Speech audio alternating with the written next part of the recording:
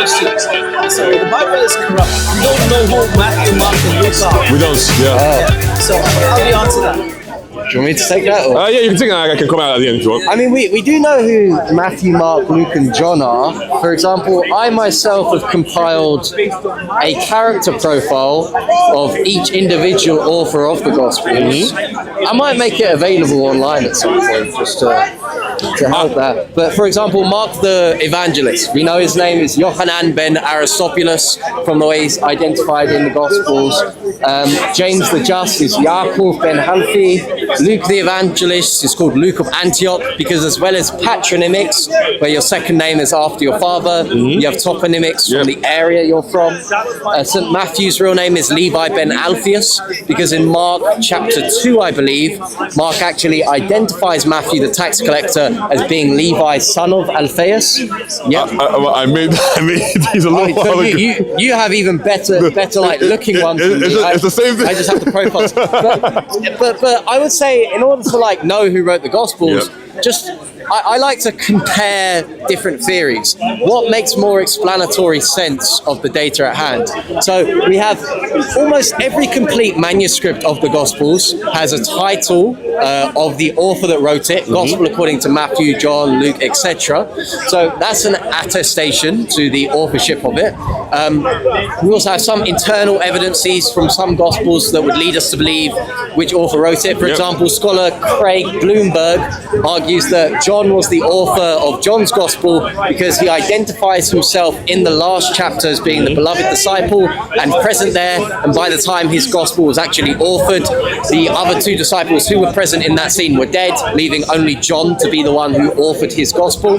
So you have internal evidence as well. You also have from the Church Fathers, St. Irenaeus, who's very early, St. Clement of Alexandria, who's very early. The Moratorian fragment attests to this as well. Tertullian attests to this as well. Papias, in a quotation from Eusebius, also attests to the authorship of the Gospels as well. So we know the authorship of these documents. And just compare this to other ancient documents. We don't know who wrote Tacitus's Annals until the time of St. Jerome, which is 300 years later. However, scholars unanimously accept that Tacitus is the author of the Annals.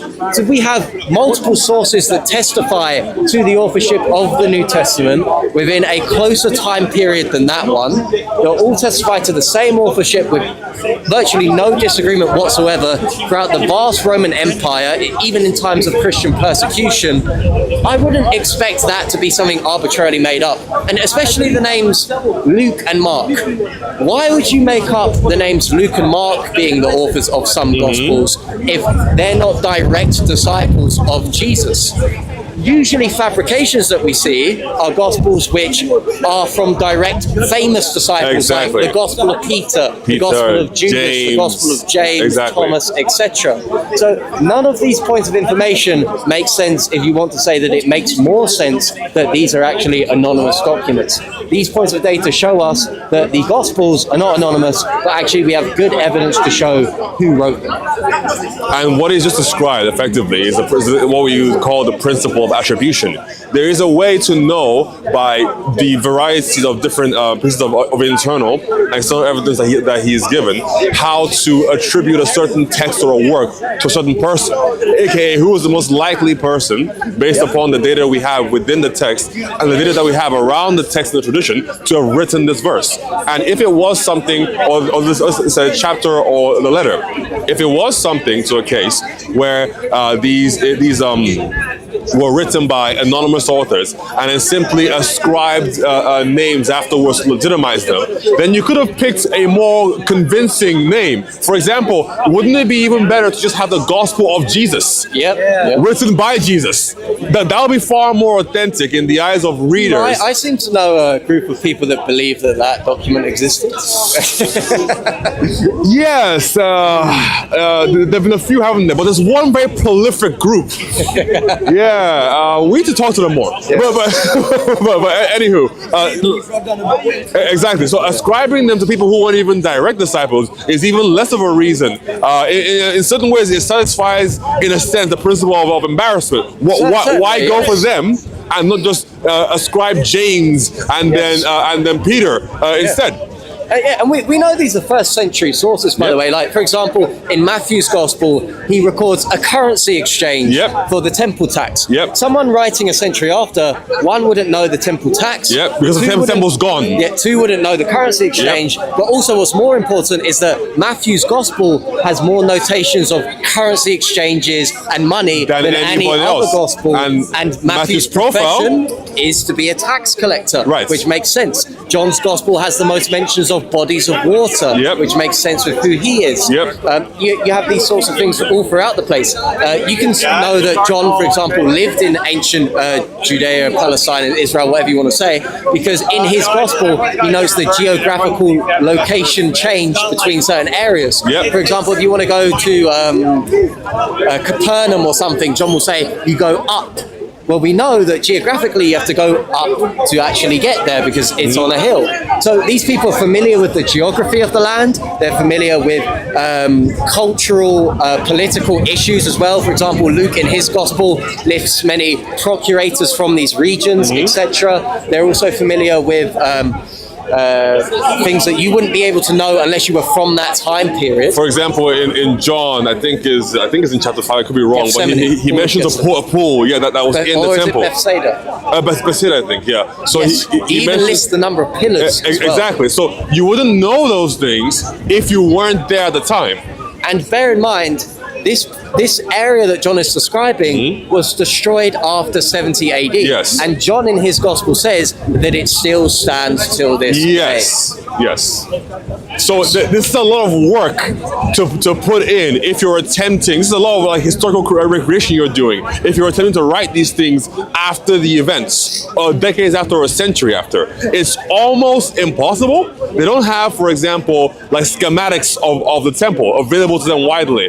They don't have pictures of a temple. So in order for someone to recreate this faithfully, they would have to do some insane levels of investigation to make sure that they weren't making any anachronistic mistakes when describing these things. You also have something called undesigned coincidences. I don't know if you're familiar with the work of Dr. Lydia McGrew. I've heard of the concepts. So undesigned coincidences are, some people respond to some of these things by saying maybe they were trying to construct something that seemed historically reliable. The first problem with that is we have documents that try to do that, such as, is it Apollinus? Or I think it's not familiar. You might not be familiar with that one, but it's a 2nd century account trying to describe something that happened in the 1st century. He gets all sorts of things wrong, like Babylon's existence, etc. He gets loads of things wrong. So, firstly, the Gospel of Barnabas, for example, would be a good example because it's trying to forge being from the 1st century and mentions things that are available in the 15th century. But the New Testament doesn't make these mistakes. But also, you have undesigned coincidences in the New Testament in which certain Gospels add other points of details to points that were mentioned in other Gospels. So, for example, like I don't have the best ones from memory. There are better ones than this, but this is just an example.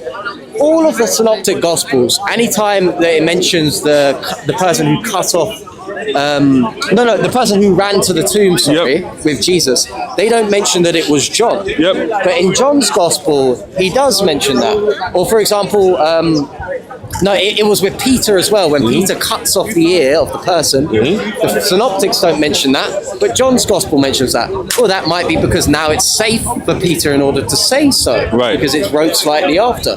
So we have all these pieces of evidence that aren't intentionally trying to fit together, actually fitting together when you look at it harmoniously as well. Another good example, I might butcher this, so please forgive me, but another good example is the feeding of the 5,000. So in one Gospel, the feeding is just described as occurring when the people came, sat around Jesus, heard him preach, and then had to go home, but they were going to go home hungry.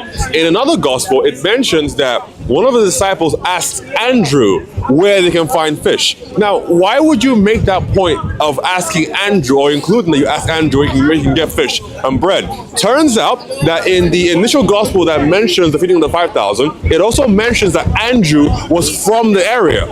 So therefore, in the other one where it's mentioned, and Andrew is asked where he can, it explains why they would ask him. He's from the area. But then that full story isn't in either of those Gospels. When you read them harmoniously, then you get the full context of why he was asked. So things like that, for example. Anyway, any others?